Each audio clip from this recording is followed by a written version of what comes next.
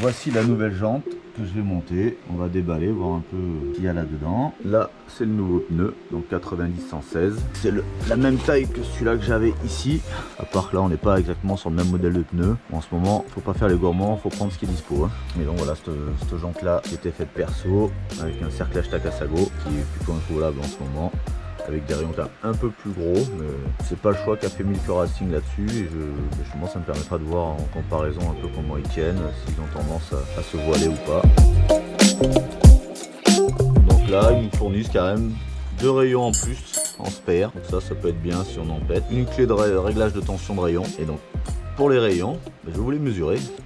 2,5, alors que d'origine on a du 2,8 et sur la mienne perso j'avais mis 2,8. Alors le grip serre d'origine je vais le remplacer, mais ça me plaît pas ça, je vais mettre le mien.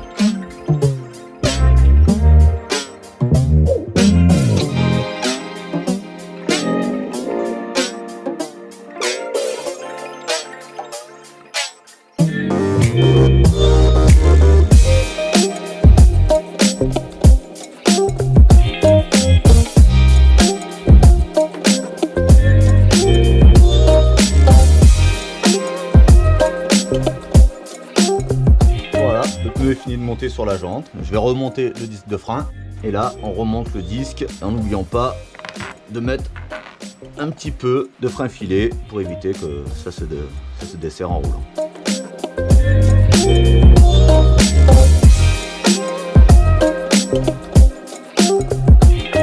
Pour la couronne, pareil, normalement on met du lock kit, mais là j'ai une couronne en 58, ça me fait tirer un peu court avec la 16. Donc j'attends une 54 dents pour essayer de tirer un peu plus long, donc je vais pas mettre du lock kit tout de suite, je mettrai du lock kit sur toutes les vis.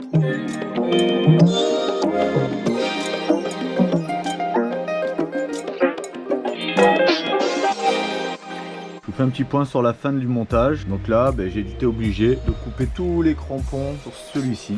Donc le Washougal 2 en 16 pouces, c'est pas la peine, il passe pas d'origine. Comparé au Trackmaster, le Kenda K760, lui il passait super, j'ai rien eu à faire. T'as la frottailler peut-être, voilà, si j'avais une tension de chaîne pas bonne. Mais alors là par contre, voilà, là vous voyez tout ce que j'ai enlevé. Voilà, découpe, donc là j'ai essayé plusieurs manières. J'ai essayé avec ça qui chauffe coupé.